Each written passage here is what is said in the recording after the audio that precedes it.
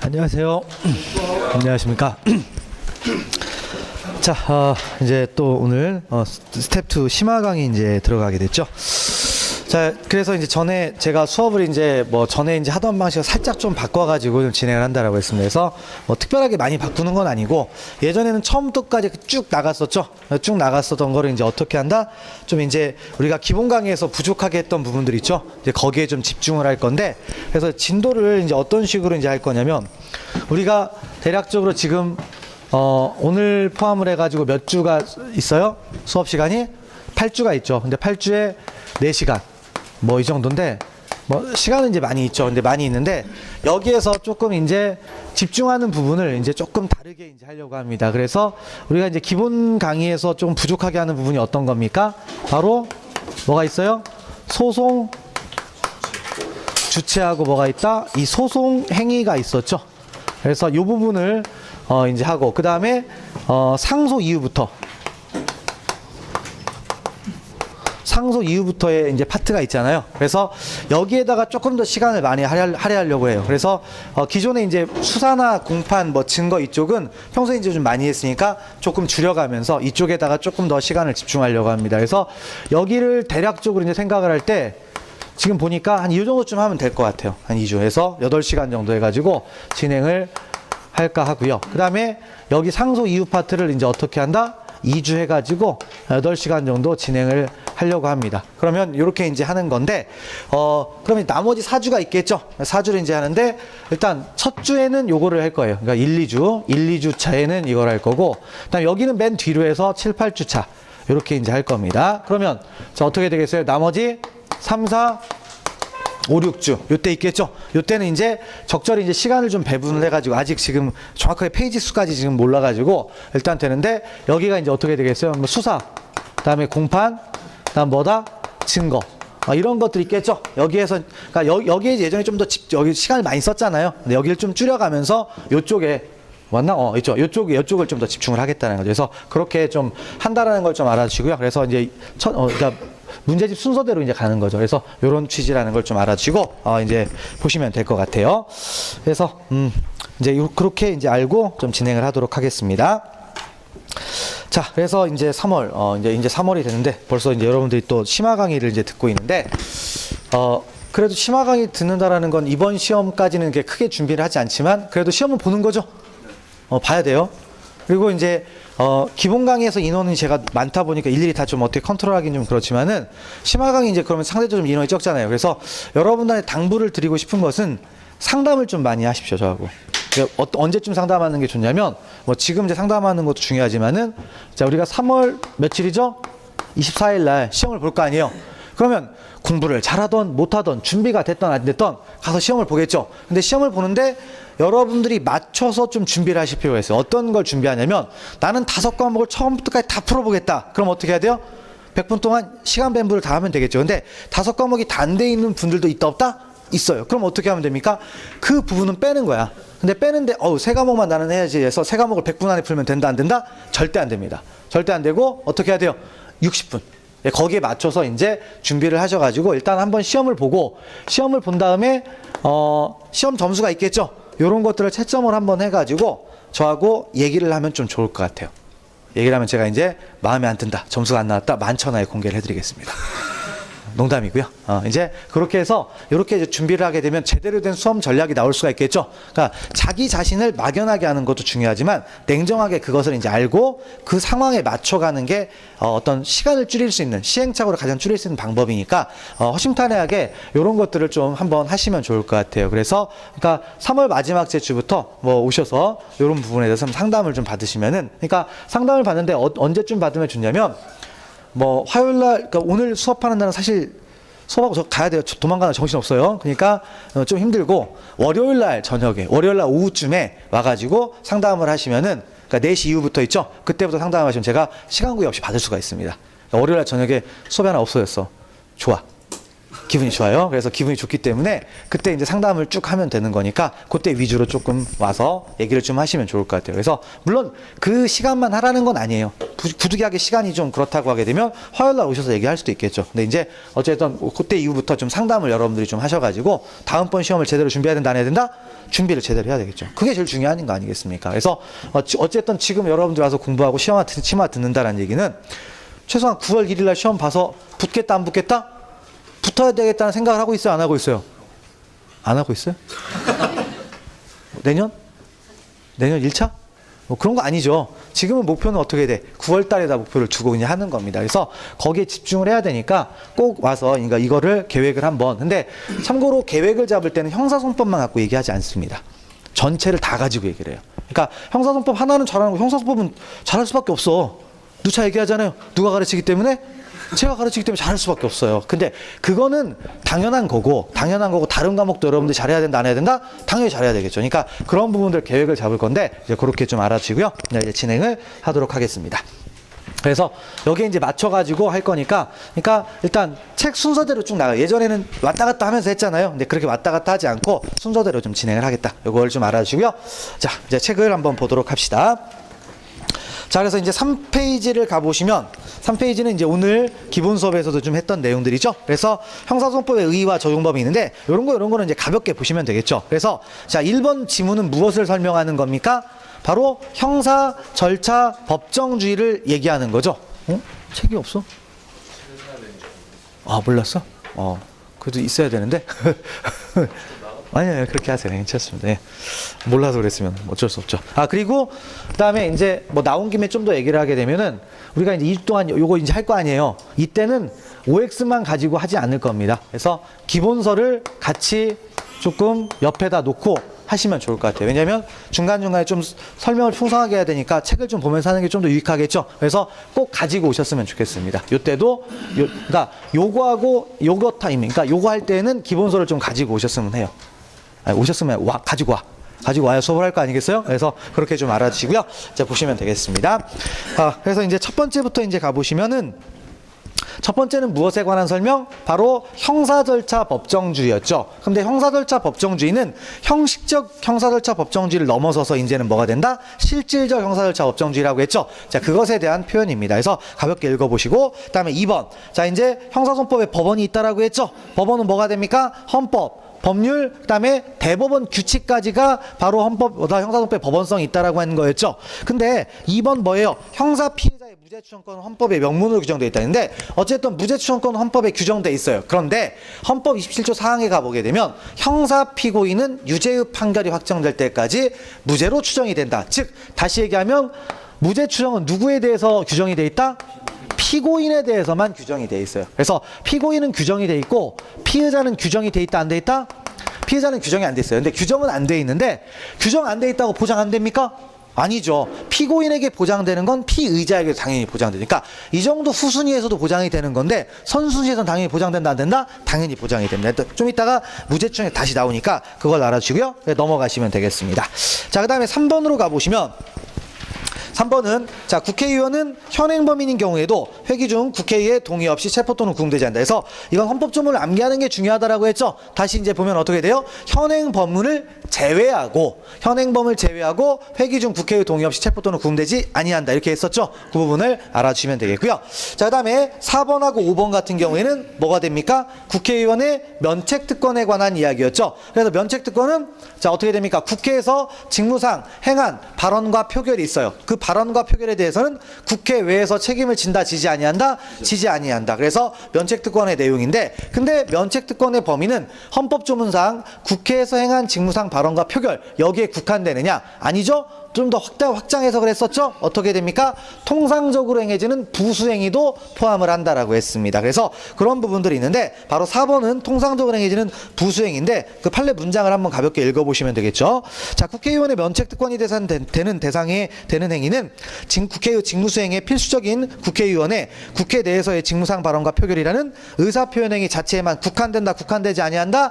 국한되지 아니하고 그 다음에 이에 통상적으로 부수하여 행하여지는 행위까지 포함 포함한다. 근데 자 여기까지는 됐고 그다음에 통상적으로 뭐 그 부수행인지 여부는 어떻게 따지느냐? 개별적으로 순간순간 판단할 수밖에 없다는 얘기예요. 근데 지금까지 나온 예는 딱 하나밖에 없어요. 그래서 뭐다? 자 의원회관에서 이제 뭐 회견 한 20분 전쯤에 30분 전쯤 뭐다? 기자들에게 뭐란다? 원고 내용을 배포하는 거예요. 이 정도가 뭐가 된다? 면책특권의 부수에서 행해지는 통상적으로 행해지는 부수행위다. 이런 거라고 했습니다. 그래서 그 부분 알아주시고요. 그 다음에 자 5번으로 가보시면 그래서 이제 그 사실관계가 나와 있죠. 구 국가안전기획부의 불법 녹음 내용과 검사들이 그룹으로부터 떡감 명목의 금품을 수사했다는 내용에 게재된 보도자료를 국회 법제사법위원회 개의 당일 국회의원회관에서 기자들에게 배포한 행위는 뭐가 된다? 면책특권 대상이 되는 거죠. 그래서 면책특권이니까 법원은 무슨 재판을 한다?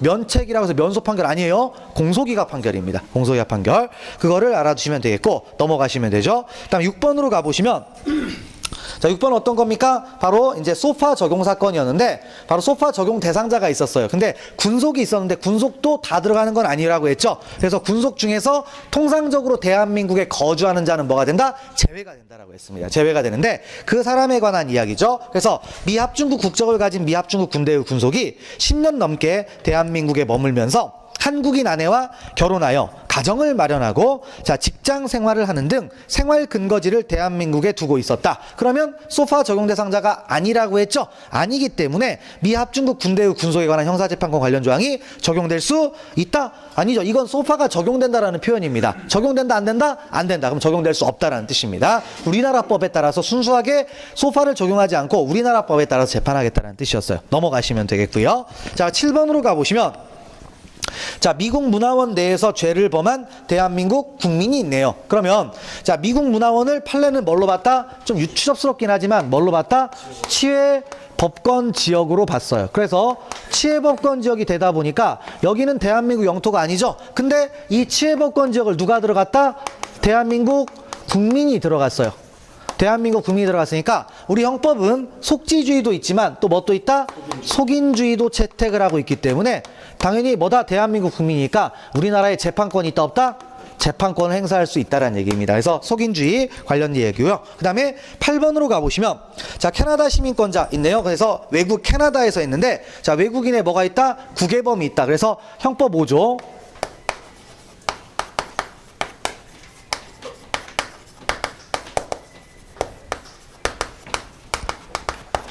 형법 5조. 그래서 외국인의 국외범이 뭡니까? 외국인이 외국에서 일정한 범죄를 저지르죠. 그래서 5조에 7가지 유형의 범죄를 만들어 놨습니다. 그래서 자 뭐가 있었어요?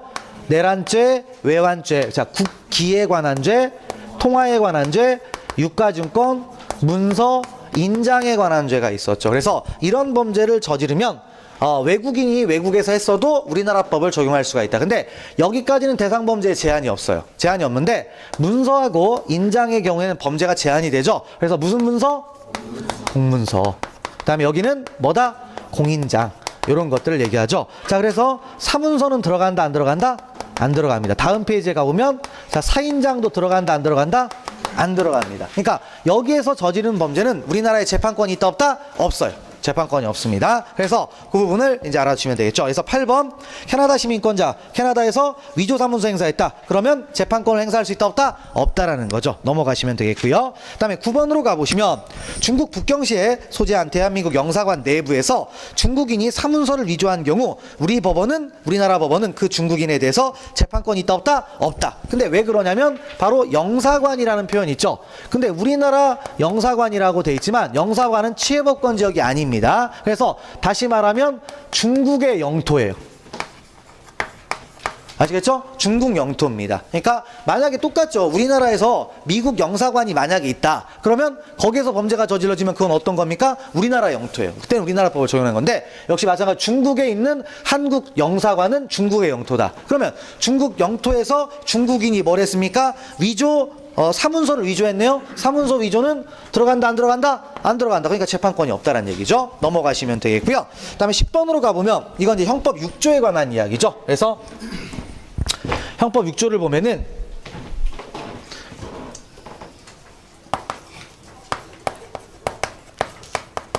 자, 형법 6조는 어떤 겁니까? 외국인이 자, 외국에서 어떻게 됐어요? 5조 이외의 범죄를 5조 이외의 범죄니까 여기에 규정되지 않은 범죄에서 범죄에 대해서 저질렀는데 그거를 누구를 대상으로 저질렀다? 대한민국 뭐 국민 또는 대한민국을 대상으로 했다라는 거죠. 그래서 이런 것들을 이제 대상으로 저질렀을 때는 이때는 우리나라에 재판권이 있다 없다? 재판권이 있다라는 내용입니다. 그런데 여기에 범죄는 어떤 범죄를 얘기하느냐? 5조 이외의 범죄라고 했죠. 5조 이외의 범죄의 뭐 힌트라고 하게 되면 개인적 법익이에요.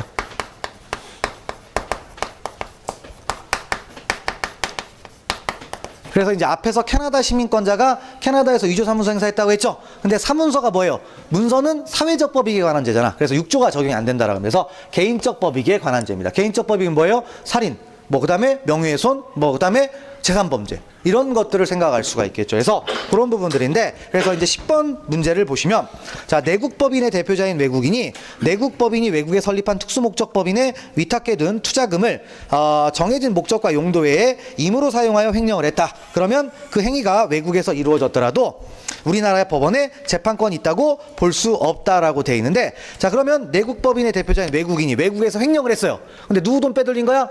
국내 법인의 돈을 빼돌린 겁니다. 그러면 피해자는 누가 됩니까? 국내 법인이 돼요. 그리고 횡령죄는 무슨 법익에 관한 죄? 개인적 법익에 관한 죄. 그러니까 당연히 6조가 적용된다 안 된다? 적용이 돼서 우리나라에 재판권이 있다는 취지죠. 이미 벌써 최신 판례인데 시험에는 벌써 나왔으니까 자, 그런 것들을 좀 알아두시고요. 넘어가시면 되겠습니다. 그 다음에 형사소송 이념 뭐 이런 것도 좀 빨리빨리 보고 이제 소송 주체로 들어갈 건데 자, 일단 형사소송의 이념을 들어가 보게 되면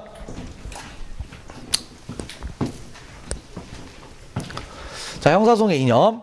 그러니까 형사소송을 진행함에 있어서 추구해야 될 가치가 있었죠. 그래서 형사소송의 이념은 한 가지가 아니라 몇 가지로 나누어지죠? 세 가지가 있다라고 했어요. 그 세 가지는 일단 첫 번째는 뭐였습니까?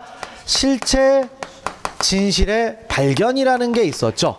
자, 그 다음에 두 번째는 적정 절차라는 게 있었습니다.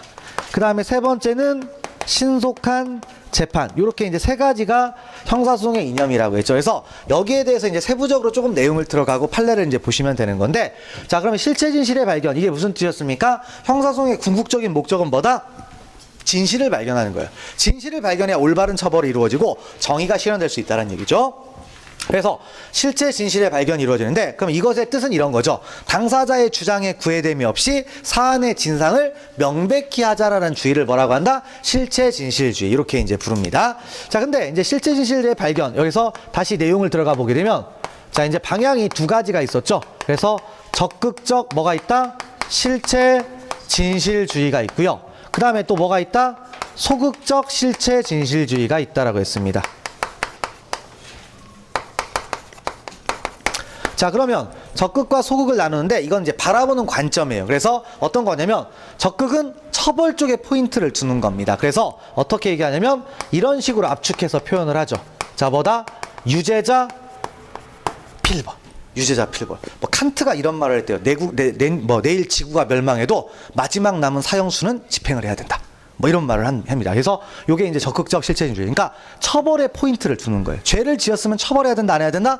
무조건 처벌해야 된다. 이런 얘기입니다. 자, 그 다음에 소극적 실체진실주의는 뭐라고 했냐면, 그러니까 이거는 처벌하지 않는 쪽에 포인트를 두는 겁니다. 그러면 왜 처벌 안 해요? 죄를 안 지었으니까. 죄를 안 지었으니까. 그럼 뭐다? 무죄자 방면. 이렇게 평가를 하죠. 그래서 이렇게 이제 가는데, 그러면 자, 이게 이제 있는데, 이거는 바라보는 관점이니까 하나의 사안에 대해서 바라보는 관점이 이렇게 두 개 다 존재할 수 있다 없다? 존재할 수가 있습니다. 그래서 이게 존재했을 때 존재하면 뭐가 됩니까? 충돌한다라고 평가를 할 수가 있겠죠. 자, 그러면 충돌이 됐을 때 이때는 어떤 걸 우선권을 둬야 되느냐? 뭐가 우선한다?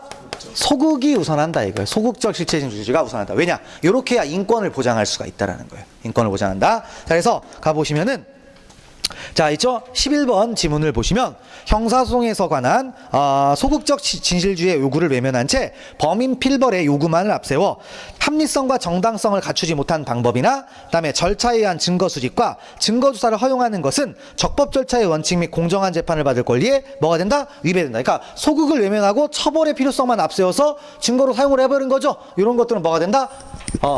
실체 진실주의에 위반된다. 아니면 뭐 여러 가지 내용에 위반된다. 어쨌든 위반이 된다라는 건데 어떤 게 우선한다? 소극이 우선한다라는 걸 표현해주고 있는 거죠. 자, 넘어가시면 되겠고요.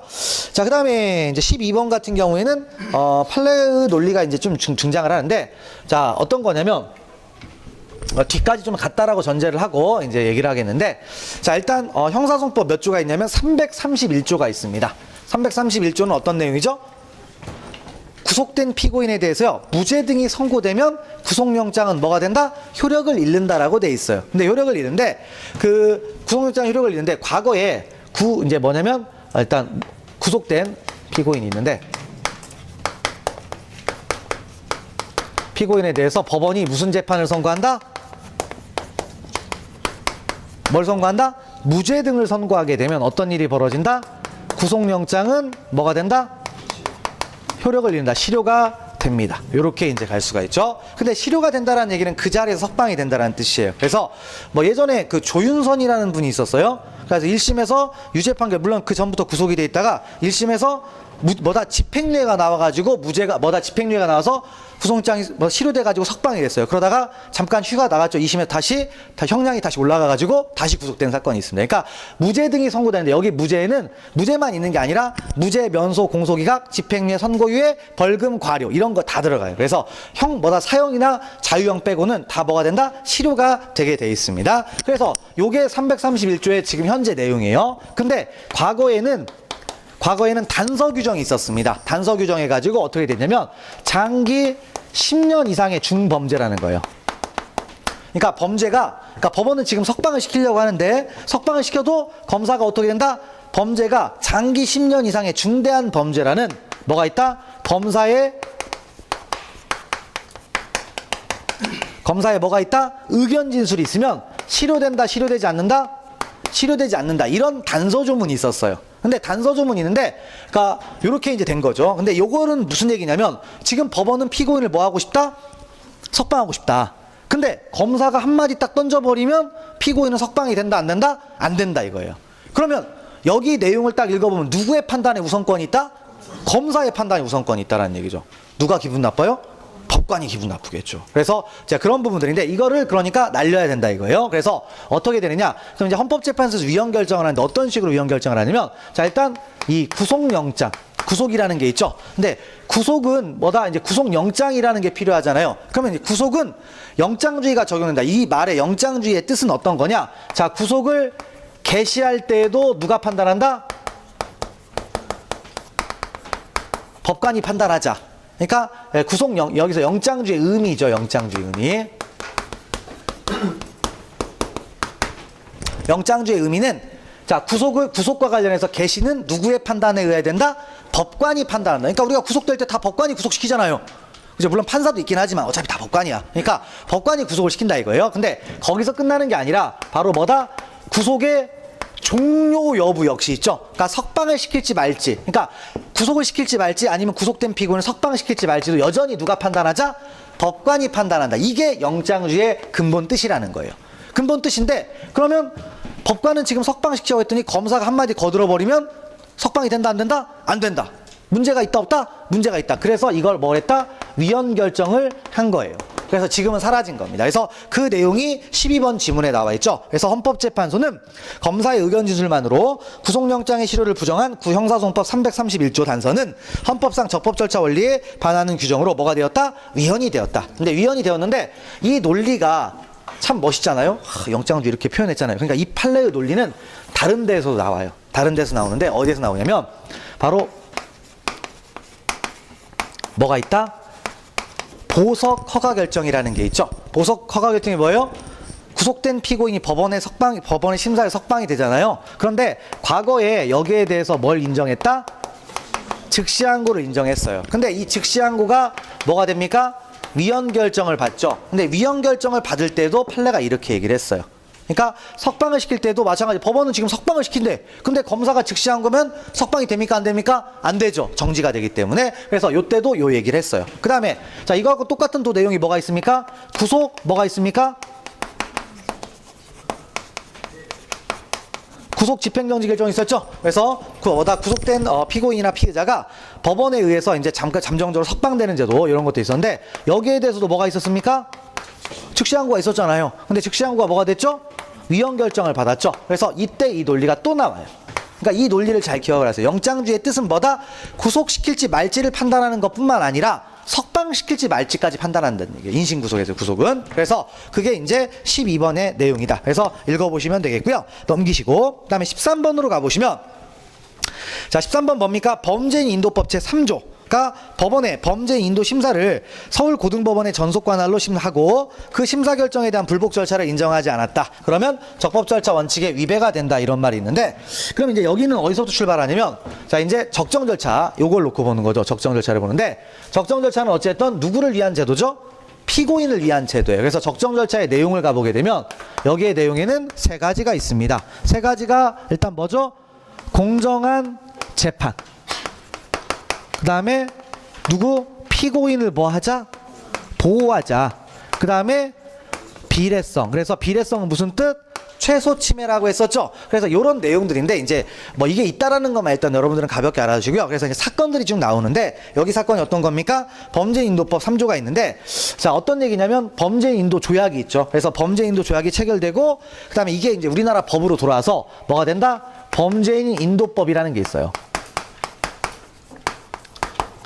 이제 범죄인 인도법이라는 게 만들어지는데 어떤 거예요? 우리나라의 외국에서 범죄를 저지른 외국 사람이 들어와서 우리나라에 숨어 있을 때 그 나라 국가에서 우리나라하고 만약에 조약이 체결돼 있으면 요청을 해요. 송환 요청을 하게 되면 우리나라에서 잡아다가 송환 결정을 해서 송환을 시켜줄 수가 있습니다. 근데 여기에서 그냥 잡아다가 무조건 송환하는 게 아니라 어떻게 되냐면 이 사람에 대해서 이제 인도 여부를 결정을 합니다. 그러니까 외국 그 나라로 넘길지 안 넘길지를 결정을 해요. 근데 왜 이걸 결정하도록 돼 있냐면 실제로 억울하게 뭡니까? 정치범 해가지고 우리나라로 도망왔는데 그룹보다 불러다가 죽이면 정치범 죽이는 일이 생기잖아요. 그러니까 그냥 일반적인 강력범죄에 해당하느냐 정치범에 해당하느냐 판단을 해서 정치범이 인도를 안 해줍니다. 정치범이 인도를 안 해줘요. 그게 이제 국제적인 룰이에요. 그래서 이렇게 되는데 근데 인도 여부를 결정하는데 어디에서 결정한다? 서울 고등법원에서 결정을 해요. 서울 고등법원에서 결정하고 이 결정에 대해서는 불복이 된다 안 된다?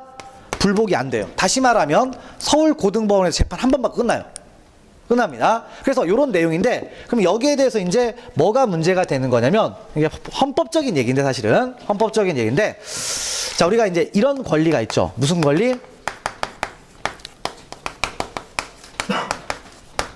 무슨 권리가 있다? 재판을 받을 권리라는 게 헌법상 기본권으로 있습니다. 그러면 재판을 받을 권리는 여러 가지 내용이 있죠. 뭐 직업법관에서 재판을 받는다 이런 것도 있는데 자, 그럼 재판을 받을 권리가 어디까지 재판을 받는 거냐? 그래서 견해 대립이 있어요. 뭐냐면 최소한도 우리가 재판을 받는다면 대법원의 재판을 받는다. 이 정도는 보장을 해줘야 된다. 이런 얘기예요. 대법원의 재판을 받을 권리를 보장해줘야 된다. 이렇게 보는 견해도 하나가 있고요. 그 다음에 재판을 받을 권리는 그 정도는 아니고 최소 몇 번?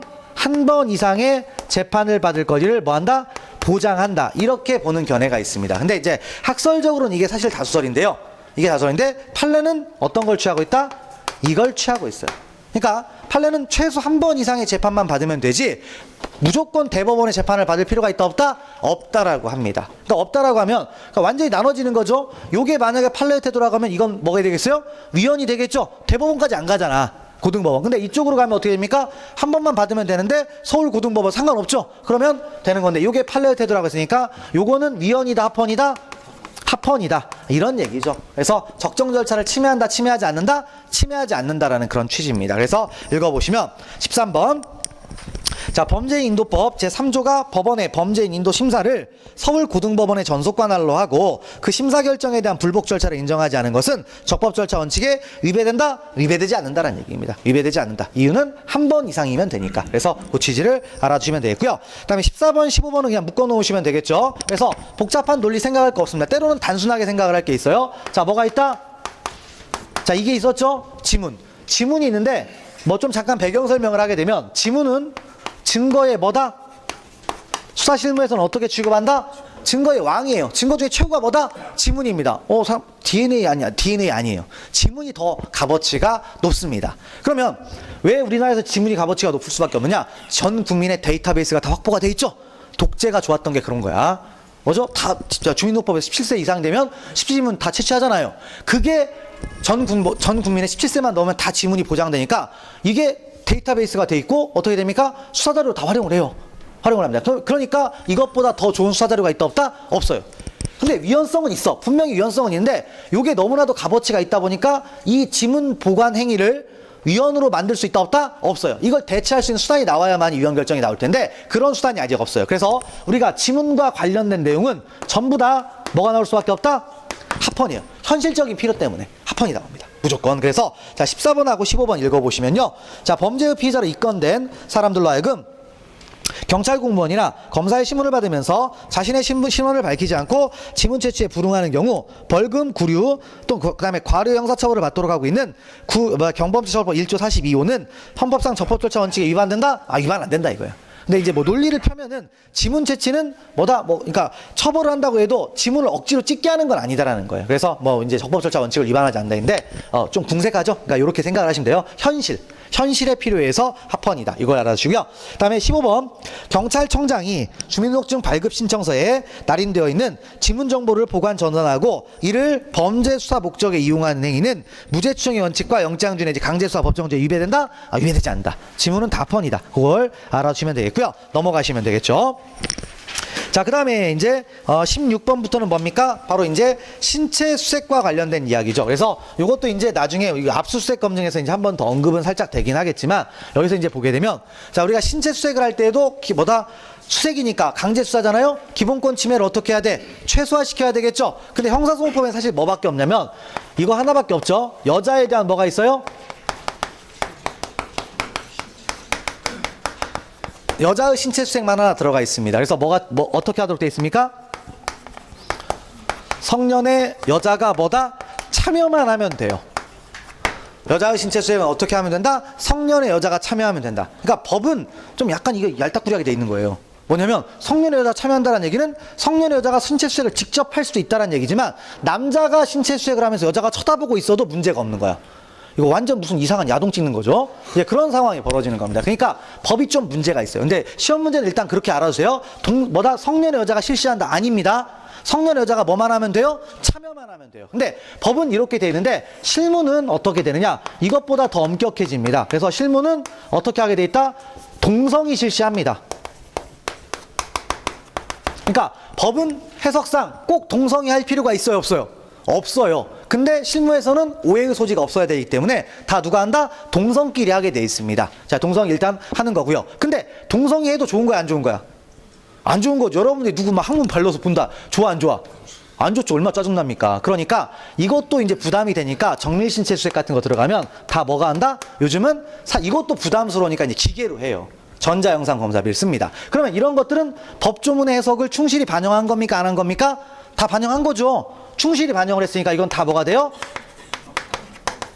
합헌이 됩니다. 합헌이 된다. 그래서 그 부분을 이제 알아두시면 되겠죠. 그래서 16번, 17번입니다. 그래서 자, 수용자를 교정시설에 수용할 때마다 체크할까요? 전자영상 검사기 이걸 체크하시고요.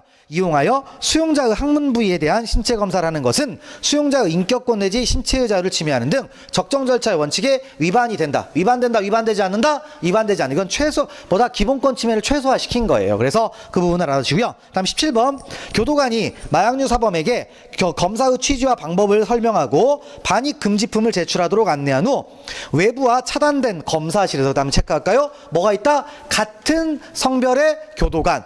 나왔죠? 동성 나왔잖아요, 동성. 그래서 앞에 돌아서서 하의 속옷을 내린 채 뭐 이렇게 이제 했다. 그러면 위헌이다, 위헌이 아니다, 위헌이 아니다, 합헌이다라고 얘기할 수가 있겠죠? 자, 넘어가시면 되겠고요. 자, 그 다음에 18번으로 가보시면 자, 마약류 관련자 수용자에다 동그라미 하나 칩시다. 수용자는 우리가 법적으로 어떤 사람을 수용자라고 합니까? 유죄 판결 받고 복역 중에 있는 사람. 형을 지금 형 집행 중에 있는 사람을 뭐라고 부른다? 수형자라고 해요. 그러면 수용자는 일반 국민에 비해서 많은 기본권 제한을 받는다, 안 받는다? 당연히 많은 기본권의 제한을 받아야 되겠죠. 그래서 마약류 관련 수용자가 있는데 실제로 이 사람들이 교도소 내에서요 마약을 밀반입하는 경우가 종종 있대요. 그러면 그 복용 여부를 확인해야 되니까 뭘 해야 되겠습니까? 소변을 일정 기간마다 채취를 해야 되겠죠. 근데 그 소변을 채취할 때 영장 없이 채취한다 이거예요. 근데 만약에 이걸 수사 목적으로 쓴다고 하게 되면 당연히 영장 없이 채취하면 됩니까? 안 됩니까? 안 되죠. 근데 이건 이제 교정 목적으로 쓴다라는 겁니다. 그렇기 때문에 영장 없이 했어도 문제가 된다 안 된다? 안 된다라는 얘기죠. 그리고 실제로 강제로 빼내는 것도 아닙니다. 그냥 컵 주면서 받아오세요 이런 거예요. 이제 그렇게 이제 하는 거기 때문에 영장주의 위반된다, 위반되지 않는다, 위반되지 않는다. 그래서 그런 것들. 근데 이유는 수용자기 때문이다. 아시겠죠? 포인트가 그렇게 생각을 잡으시면 되겠습니다. 넘어가시면 되겠고요. 자, 그다음에 19번으로 가보시면. 자, 19번은 이제 어떤 거죠? 자, 교도소에 수용이 됐어요. 그러면 뭐가 되느냐? 자동으로 국민건강보험급여가 정지가 됩니다. 그럼 어떤 일이 벌어지냐면 교도소에서도 아플 수 있습니까? 없습니까? 아플 수 있어요. 근데 교도소에서 아프면 다 이제 거기에 의무관들이 치료를 해주는데 사실 뭐 그쪽 의무관들이 뭐 얼마나 실력이 뛰어나겠어요? 그러면 이제 어떻게 됩니까? 악화가 되면 부득이하게 밖에 병원에 나가는 경우가 있다 없다? 나가는 경우가 있어요. 그래서 열심히 딱 치료받고 나오면요. 우리가 평소 같으면 한 3만 원 나올 게 갑자기 100만 원 나오는 거야. 왜? 나중에 알고 보니까 뭐가 됐다? 국민건강보험급여가 정지가 돼 있다 이거죠. 그러면 아니 나 수용됐다고 국민건강보험급여 정지하면 나 차별하는 거 아니냐? 그래서 위헌인 거 아니냐? 문제가 제기되는데 합리적인 제한이다라는 겁니다. 왜냐? 교도소에 들어가 있으면 일반적으로 밖에 병원 나온다 안 나온다? 안 나온다라는 게 보편적이다 이거죠. 물론 간혹가다 나오지만 아주 드문 사례잖아요. 그러니까 이런 것들은 합리적인 제한이다. 합리적인 제한이니까 위헌이다 합헌이다? 합헌이다라는 취지입니다. 됐고 넘어가시면 되겠고요. 자, 그다음에 이제 20번으로 가보시면 자 이제 또 뭐가 있어요? 수용자가 있죠. 수용자는 형집행 중에 있는 자인데 수용자도 나중에 이제 형집행 하다가 사고 칠 수 있어요 없어요? 있죠. 그래서 수용자가 잘못하면 그 안에서 자체적으로 뭘 할 수가 있다? 금치 처분을 하면 일종의 징계예요. 징계. 근데 금치 처분의 종류는 당연히 많이 있습니다. 근데 많이 있는데 여기에 이제 두 건이 들어왔어요. 두 건. 그래서 하나는 자 뭐다? 접견, 서신수발을 제한합니다. 서신수발을 금지. 무슨 얘기냐면 그러니까 이제 교도소에서 복역 중에 사고를 친 거예요. 그럼 사고를 치니까 뭘 한다? 너는 언제부터 언제까지 이제 오늘부터 열흘 동안 뭐다? 가족 와도 못 만나. 바깥으로 편지도 못 내보내. 이런 징계를 한다 이거예요. 이런 징계. 그 다음에 또 이런 징계도 있어요. 운동금지. 그래서 오늘부터 일주일 동안 운동하지 마. 이런 겁니다. 운동하지 마. 피트니스 클럽 이런 데 보내는 거 아니에요. 그래서 그런 것들을 놓고 보는데 그러면 접견 서신수발을 금지한다. 이런 것들은 합리적인 제한이다. 제한이 아니다? 합리적인 제한입니다. 그래서 기본권을 과도하게 침해하는 건 아닙니다. 그러니까 징계의 목적이죠. 그러니까 문제의 사고를 쳤으니까 일정한 제한을 해야 된다 이거죠. 자, 그런데 운동금지라는 게 있는데 운동금지는 아까 얘기했던 피트니스 클럽 이런 게 아니에요. 그냥 뭐다? 햇빛 한번 보고 산책 한번 하고 이런 거예요. 그러면 지금 이걸 금지시킨다는 얘기는 햇빛이 안 드는 독방에서 일주일 동안 살게 하는 겁니다. 일주일 동안 햇빛 안 들어오는 방에서 살면 잠만 잘까요? 미쳐버리는 거야 사람. 인간의 존엄과 가치를 침해하는 겁니다. 그러니까 수용자도 기본권 제한은 침해당하겠지만 물론 인간같이 보면 안 되겠지만 그래도 인간이야 인간 아니야. 인간이죠. 그러니까 인간의 존엄과 가치는 지켜주라 이거예요. 그래서 요것은 너무 심하다. 그래서 뭐가 나왔다? 위헌이 나왔어요. 두 가지를 잘 비교를 하시면 되겠죠. 자, 그래서 읽어보시면 자 금치 처분을 받은 수용자에 대해서 금치 기간 중 운동을 금지하는 행정법 시행령 제145조 2항 중 운동 부분은 수용자의 인간의 존엄과 같이 신체의 자유 등을 침해한다 침해하지 않는다 침해하죠. 그래서 인간 운동 금지. 근데 밑에 있죠 접견 서신술 부분은 침해한다 침해하지 않는다 침해하지 않는다는 거죠. 두 가지를 잘 비교를 하시면 되겠어요. 자 넘어가시면 되겠고요. 자 그다음에 21번부터는 이제 어떤 얘기입니까? 바로 뭘 한다? 재판은 뭐다? 신속한 재판입니다. 그럼 신속한 재판의 뜻이 뭐냐? 부당이 지연되지 않은 재판이에요. 부당이 지연되지 않은 재판. 근데 그럼 어떤 게 부당이 지연된 재판이냐? 알 수가 없죠. 그때그때 사안마다 틀릴 텐데 중요한 것은 신속한 재판을 위반한 사례가 지금까지 제가 판례를 쭉 보니까 신속한 재판을 받을 걸 침해했다라는 그런 표현이 나와 있던 문장이 판례가 두 개가 있어요. 두 개가 있는데 시험에 안 나와. 그래서 위반 사례가 없다라고 보셔도 무방합니다. 그래서 이렇게 좀 보시면 되겠습니다. 그래서 읽어보시면 21번. 자, 검사와 피고인 쌍방이 항소한 경우에 제1심 선고연기 경과 후 제2심 공판이 개정되었을 경우 이는 위법으로서 신속한 재판을 받을 권리를 박탈한 것이다. 그러니까 지금 피고인 입장에서 황당한 거죠. 무슨 얘기냐면 징역 6개월 받았어요. 징역 6개월 받았는데 6개월 이미 살았어. 근데 이제 2심 들어가고 있어요. 그러면 실질적으로 우리가 보통 상식적 대부분의 사건은 1심에서 나온 형량보다 2심에서 올라갑니까 안 올라갑니까? 대부분 안 올라가요. 이제 간혹가다 한 번씩 올라갈 때가 있지만 그럼 이미 6개월 살았으면 이 사람은 더 살 일이 있어 없어? 없어요. 상처뿐인 영광의 이 재판은. 그러니까 자기한테는 의미가 없어. 근데 이거 그래서 신속한 재판을 받을 걸 침해한 거 아니냐? 부득이하다 이거죠. 하다 보면 늦어질 수 있어 없어? 늦어질 수 있다. 그래서 부당하게 현저하게 지연되지 않으면 된다는 건데 그냥 다 넘어갑니다. 넘어가. 이런 일들 비일비재합니다. 그래서 넘어가시고요. 다음 2번 22번. 자, 구속사건에 대해서는 법원이 구속기간 내에 재판을 받으면 되는 것이고 구속만기 25일을 앞두고 제1회 공판이 있었다 하여 헌법에 정한 신속한 재판을 받을 걸 침해했다고 할 수 없다. 무슨 말이냐? 지금 재판이 이제 막 시작했어요. 근데 이제 며칠 남았어? 25일 남았어요. 그러면 25일 안에 재판이 끝나느냐? 안 끝나요. 구속 정도 됐다면 사안이 중대하기 때문에 보통 이때부터 한 5, 6개월 갑니다. 5, 6개월 가면 아니 25일밖에 안 남은 재판 어떻게 하라는 거냐? 너무 늦은 거 아니냐? 그랬더니 하다 보면 그럴 수 있다 없다? 있다라는 겁니다. 그러면 나머지 기간 어떻게 하라는 거냐? 불구속 상태로 재판 받으라 이거예요. 그러면 된다 이겁니다. 그래서 뭐 실제로 심리기간을 정한 건 아니에요. 심리기간을 정한 건 아니기 때문에 이렇게 이제 보시고요. 넘어가시면 되죠. 자, 그 다음에 23번으로 가보시면 23번. 자, 위헌재청 신청을 했는데도 불구하고 재판부 구성원의 변경, 그 다음에 재판의 전제성과 관련한 본안심리의 필요성, 청구인에 대한 송달불능 등을 이유로 법원이 재판을 하지 않다가 그 다음 체크할까요? 얼마가 지났어요? 위헌법률심판 제청했는데 가만히 있다가 재판 아무것도 안 하다가 5개월 지나서 기각을 해버려요. 얼마나 열받겠습니까? 그죠? 그래도 어쩔 수 없다. 왜냐? 지금 사유가 쭉 나와 있잖아요. 재판부 구성원도 중간에 바뀌고, 그 다음에 송달도 막 이루어지지 않고, 그러다 보니까 하다 보니까 늦어진다, 안 늦어진다? 늦어지는 거예요. 5개월 정도 늦어지는 건 사실 다반사예요. 다반사입니다. 그러니까 뭐 우리나라가 그래도 비교적 재판을 빨리 하는 나라 중에 하나인데, 그래도 이 정도의 사건이 많아요. 그래서 위반된다, 안 된다? 안 된다. 이걸 만약에 위반이라고 하게 되면 더 큰 파장이 생겨요. 무슨 파장이 생기겠습니까? 법관들이 늘어나야 돼. 근데 법관은 하루아침에 늘어날 수 있는 구조가 아니에요. 숙련된 재판을 하는 사람들이 필요하겠죠. 그래서 숙련된 재판을 하려면 기본적으로 우리가 어떤 실제로 재판장 단독 판사 하려면요, 배석 판사만 10년을 해야 된대요. 10년. 그리고 머리도 똑똑해, 안 똑똑해? 똑똑하죠. 그래서 전투기 조종사 하나 만들어낸 것보다 더 빡센 과정을 거쳐야 됩니다. 근데 하루아침에 이런 것들 위헌이라고 하게 되면 어떻게 된다? 법관을 양성할 수가 없다 이거죠. 그럼 어떻게 됩니까? 질 떨어지는 재판이 나와 안 나와? 나오죠. 그런 현실적인 필요가 있는 거예요. 그래서 이런 것들은 이제 침해한다, 침해하지 않는다, 침해하지 않는다. 이렇게 이제 알아두시면 되겠고요. 자, 이제 넘어가시고 이제 본격적인 이제 진도 11페이지부터 등장하네요. 자, 그래서 이제 우리가 소송 주체가 있죠. 자, 소송 주체. 이 부분을 이제 간단하게 한번 보는데, 자, 소송 주체. 그럼 소송 주체는 소송에 등장하는 인물들이 있겠죠. 인물 중에서 주체라고 했으니까 뭐가 되겠어요? 주인공. 주인공들이 누구냐? 그래서 있는데, 자, 일단 소송은 누가 합니까? 누가 하죠? 법원이 하고요. 그다음에 법원하고 또 누가 있어요? 검사하고 또 누가 있다? 피고인 있죠. 그래서 이 셋을 뭐라고 부른다? 소송의 주체라고 불러요. 이 셋을 소송의 주체라고 부르고요. 그다음에 요 중에서 검사하고 피고인을 딱 떼서 뭐라고 부른다? 당사자라고 부릅니다. 당사자. 이렇게 이제 불러요. 자, 그다음에 또 여기서 끝나는 게 아니라, 자, 검사 밑에 누가 있을 수가 있습니까? 사경이 있을 수가 있죠. 그다음에 피고인 옆에도 누가 있을 수가 있어요? 변호인, 이런 사람들이 있을 수가 있죠. 그래서 뭐 이런 사람들이 있는데, 이 사람들을 또 따로 떼서 뭐라고 부른다? 보조자라고 부릅니다. 보조자. 그러니까 이런 말들을 좀 알아주시고요. 그다음에 이제 마지막으로 또 누가 있냐면 고소인이나 뭐가 있어요?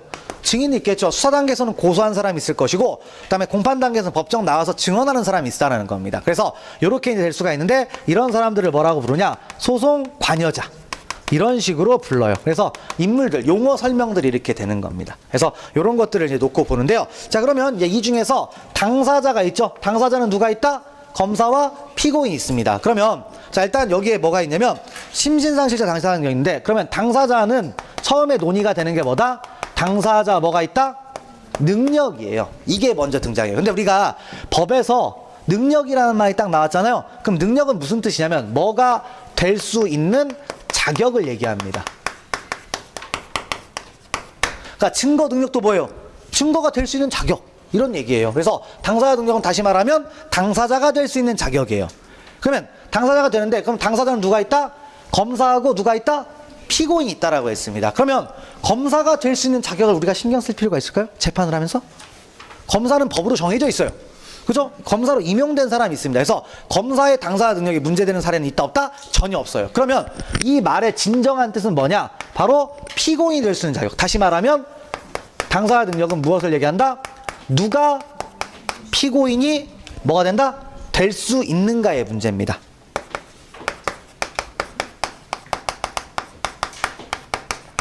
자, 누가 피고인이 될 수 있는가? 이 문제가 바로 뭐다? 당사자 능력이에요. 검사의 당사자 능력은 문제되는 일이 생긴다, 안 생긴다? 안 생깁니다. 그래서 자, 이렇게 해서 누가 과연 피고인이 될 수 있는가 있는데, 그러면 누가 피고인이 될 수 있는가? 경우의 수가 있겠죠. 그래서 그 경우의 수가 누가 있냐면 뭐가 있다? 자연인이 있죠. 그다음에 자연인이 있고 또 누가 있다? 법인이 있어요. 자연인과 법인이 있다. 이렇게 이제 나눠지는 거죠. 자, 그러면 자연인의 당사자 능력인데, 자연인의 당사자 능력은 어떻게 되느냐? 자연인은요, 언제나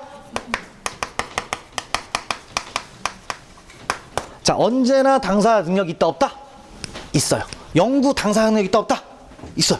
당사자 능력이 있습니다. 그래서 당사자 능력이 있다. 아, 그리고 그다음에 또 뭐냐면, 자, 이제 우리가 당사자 능력을 누가 피고인이 될 수 있는가 있죠? 근데 요 말도 좀 뭐 좋은 말이긴 한데, 이렇게 볼 수도 있고, 그다음에 또 이런 거 있어요. 법정에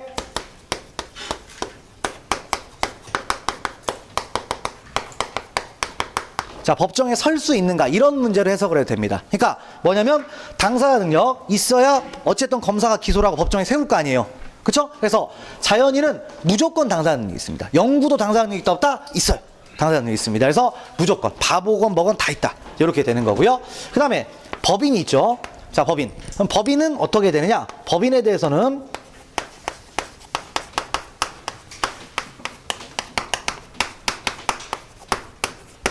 자, 법인을 처벌하는 규정이 있는 경우가 있죠. 소위 이 규정을 뭐라고 합니까?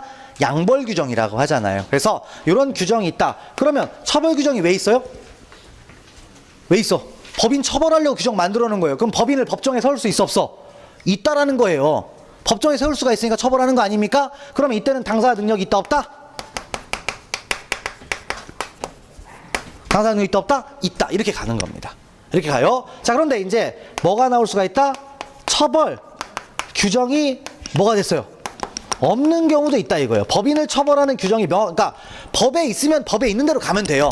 항상 문제는 법에 없는 경우, 법이 애매한 경우, 이런 걸 따지는 건데, 자, 처벌 규정이 없다. 그러면 어떻게 되느냐? 그랬더니 학자분들께서 서로 간에 막 얘기를 합니다. 당사자 능력이 그래도 있다, 당사자 능력이 없다. 이런 견해 대입이 있어요. 근데 견해를 정리할 건 뭡니까? 판례겠죠? 없어, 판례가. 그럼 여기까지만 알고 가시면 되는 겁니다. 그래서 그런 부분들을 일단 알고요. 그래서 이제 24번을 먼저 보시면 되겠죠. 그래서 심신상실자는 당사자 능력이 없다? 아니죠. 심신상실자도 무조건 당사자 능력은 있다, 없다? 있게 됩니다. 언제나 다 있는 거예요. 영구도 당사자 능력이 있다라고 했습니다. 자, 그래서 이렇게 되고요. 그래서 자연인은 무조건 당사자 능력이 있습니다. 그러면 당사자 능력이 이제 언젠가는 뭘 해야 됩니까? 소멸해야 되겠죠. 자연인의 당사자 능력 언제 소멸합니까? 소멸 언제 소멸해? 돌아가시면 소멸하죠. 그렇죠? 그러니까 자연인은 특별히 문제될 게 없어요. 돌아가시면 끝나. 근데 이제 돌아가시면 끝나는데 예외적으로 재심의 경우에는 돌아가신 분에 대해서도 재심을 청구할 수 있다, 없다? 있긴 합니다. 근데 원칙은 어쨌든 소멸하는 거예요. 자, 그다음에 법인은 언제 소멸할까요? 법인은 해산을 해야 돼요. 존속하지 아니하게 된 때 뭐 이렇게 되는데, 그러면 이제 뭐다? 해산 내지는 뭐가 된다? 합병. 이렇게 해야만이 존속이 안 돼요. 존속하지 않게 되기 때문에 이런 식으로 이제 갈 수가 있겠죠. 그래서 이런 식으로 이제 가는데, 자, 문제는 뭐냐면 이 법인이라는 게 참 사실은 자본주의의 폐해면서 긍정적이면서 부정적인 면이 있는데, 우리가 회사 법인이죠. 회사를 왜 만들죠? 돈 벌려고. 정확하게는 돈 벌려는 것보다는 잘 됐을 때를 문제 삼는 게 아니에요. 잘 됐을 때가 문제가 아니라 잘 안 됐을 때가 문제예요. 그러니까 우리가 사업을 하다가 성공하면 떼돈을 벌겠죠. 근데 실패하면 어떻게 돼? 빚더미 안게 되는 거죠. 그래서 법인을 만들면 어떻게 된다? 바로 나하고 법인하고 인격을 분리시켜서 법인에다가 채무를 다 떠안기는 거예요. 그리고 망하면 법인만 없어지는 거야. 그러니까 안 좋은 거. 채무 면탈의 목적이 상당히 큰 거예요. 그러니까 상당히 자본주의 질서를 교란시킬 수가 있어요. 근데 이제 그래도 위험 부담을 줄일 수가 있기 때문에 어떻게 된다? 이 법인이라는 걸 선호하게 되는 거죠. 그러면 여기서 이제 어떤 일이 벌어지냐면, 자, 법인에 대해서 형사사건으로 기소가 됐어요.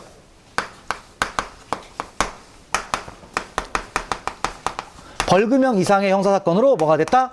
기소가 됐어요. 그러면 이제 기소가 됐으면 이제 유죄가 나올 확률이 높잖아요. 그러면 자, 벌금 뭐 나오거나 그럴 거 아니에요. 그럼 벌금 내기 싫어? 좋아? 법인의 대표는 싫겠죠. 그러니까 형사사건으로 기소되니까 재판을 진행하는 도중에 해산등기를 해버리는 거예요. 법인을 해산등기를 격려해버리는 겁니다. 격려했을 때 과연 법인의 당사자 능력은 소멸할 것인가? 이 부분이 이제 문제가 되죠. 근데 만약에 당사자 능력을 소멸한다고 인정해버리면 어떤 일이 벌어지겠어요? 법인 기소만 하면 다 해산시켜버릴 거예요. 그죠? 이제 그러니까 그러면 된다, 안 된다? 안 된다. 그래서 해산 등기를 했어도 비록 해산 등기를 했지만 재판 뭐가 된다? 확정 시까지는 재판 확정 시까지는 당사자 능력은 존속한다는 얘기입니다.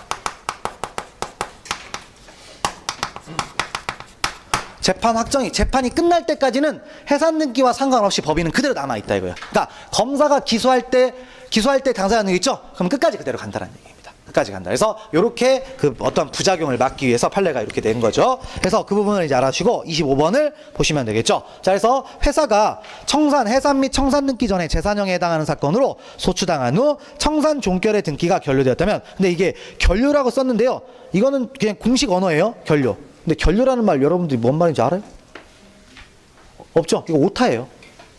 판결문에 오타가 난 거야. 근데 오타가 났는데 판결문 웃긴 게 오타도 그대로 써먹는 거예요. 그래서 이게 공식 문장이에요. 그래서 해산 등기가 격려되었다. 그러면 당사자 능력은 소멸한다, 소멸하지 않는다? 그래도 소멸하지 않는다. 아시겠죠? 그래서 그런 부분들 알아주시면 되겠고요. 넘어가시면 됩니다. 자, 그 다음에 26번으로 가보면, 자, 26번 어떤 겁니까? 합병으로 인하여 소멸한 법인이 그 종업원 등의 위법행위에 대해서 양벌 규정에 따라 부담하던, 자, 체크할까요? 형사 책임 체크하시고요. 그 다음에 그 성질상 이전을 허용하지 않는 것으로서 합병으로 인하여 존속하는 법인에 승계된다, 승계되지 않는다, 승계되지 않는다. 무슨 말이냐면 우리가 형사 책임이라는 것은요, 형사 책임은 뭐예요? 자기 책임이에요. 자기 책임 내지는 뭐 개인 책임? 이런 얘기입니다. 그러니까 나한테만 일신에 전속하는 거예요. 그러니까 내가 만약에 징역 30년을 받았어. 징역 30년 받았으면 내 자식한테 살게 할 수 있어요? 아니에요. 나한테만 효력이 있는 거예요. 그럼 마찬가지로 벌금이 나왔잖아요. 벌금이 나왔는데 법인이 뭐가 됐습니까? 해산이 됐어. 그러면 형사 책임은 어떻게 된다? 없어졌다 이거죠. 없어져서 승계된 법인에 존속한다, 존속하지 않는다, 존속하지 않는다라는 얘기입니다. 그래서 그냥 원론적인 표현이에요. 원론적인. 그래서 그런 얘기들을 알아주고, 이건 형사 책임은 개인 책임이기 때문에 그렇다는 얘기입니다. 이전을 허용하지 않기 때문에 그런 표현이다라는 걸 좀 알아주시면 되겠고요. 넘어가시면 됩니다. 자, 그 다음에 그래서 본격적으로 당사자 능력을 보셨고, 그 다음 뭐가 있어요? 피고인을 이제 봐야 되겠죠. 당사자는 누가 있다? 검사와 피고인이 있다라고 했죠. 그래서 그 피고인을 이제 보게 되는데, 자, 일단 피고인. 누구를 피고인이라고 부릅니까? 피고인 누구예요? 피고인은 그냥 간단해요.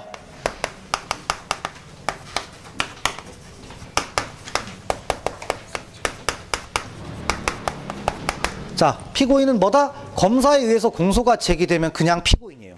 그냥 피고인이 됩니다. 그리고 자, 그냥 피고인이고, 이 공소 제기는 유효일 필요도 없습니다. 공소 제기는 유효일 필요도 없어요.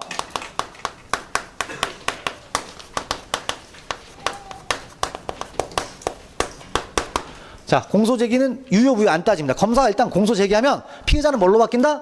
그냥 피고인으로 바뀌는 거예요. 자, 그 다음에 진범일 필요도 있다 없다? 진범일 필요도 없어요. 그 다음에 책임 능력 유무도 상관이 있다 없다? 없어요. 그냥 말 그대로 검사에 의해서 공소만 제기되면 그냥 피고인이 되는 거예요. 이렇게 이제 보시면 되겠죠? 자, 그리고 그래서 이제 피고인과 이제 구별해야 될 사람이 바로 뭐가 있다? 피고인 여러 명 있잖아요. 그래서 누가 등장한다? 공동 피고인이라는 게 등장한다라는 얘기죠. 그래서 그 공동 피고인을 이제 보는 건데, 그럼 이제 우리가 상식적으로 생각을 하면 공동 피고인이라고 하면 관계가 있을 것이다, 없을 것이다? 관계가 있을 거라고 생각을 하잖아요. 네, 그러다 보니까 이런 생각을 할 수가 있죠. 그래서 병합 기소돼야 돼. 꼭 같이 기소가 돼야 되느냐? 근데 경험 뉴스를 보면 알 수가 있죠. 자, 우리 503번의 단짝 친구 누구 있어요? 뭐 있죠? 같이 기소됐어? 따로 기소됐어요. 그러니까 즉 다시 얘기하면 반드시 병합 기소될 필요가 있다 없다? 없어요. 공동 피고인이 되기 위해서 꼭 반드시 병합 기소되냐? 그럴 필요는 없고요. 어떻게 된다? 따로따로 기소가 돼서도 법원이 병합 심리해버리면 공동 피고인이 되는 거예요. 그래서 그런 거고요. 그 다음에 사건이 꼭 관련 사건일 필요가 있느냐? 관련 사건일 필요도 있다 없다? 없어요. 관련 사건일 필요도 없습니다. 이런 것들을 이제 생각을 하시면 되고요. 그 다음에 공범일 필요도 있다 없다? 공범일 필요도 있다 없다? 없어요. 우리가 공범 아닌 공동 피고인도 있잖아요. 꼭 공범 아니어도 상관없습니다. 그래서 이렇게 이제 간다. 이런 말들. 그리고 이제 더 얘기들이 좀 있겠는데 일단 여기서는 여기까지만 일단 기억을 하시면 되겠죠. 자, 그래서 보시면 27번.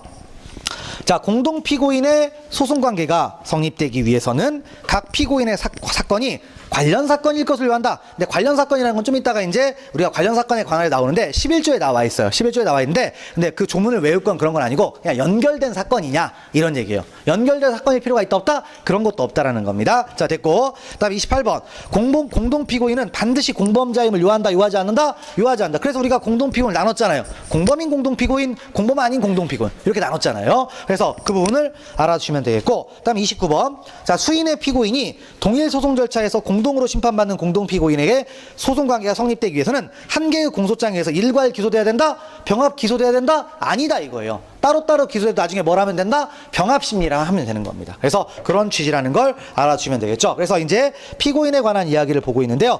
자, 그다음에 30번과 31번 중요한 하나 이제 피고인과 관련된 논점이 있죠. 바로 뭐가 있다? 성명 모용이라는 게 있습니다. 좀 설명할 게 있으니까요. 잠깐 쉬었다가 30번부터 진행하도록 하겠습니다.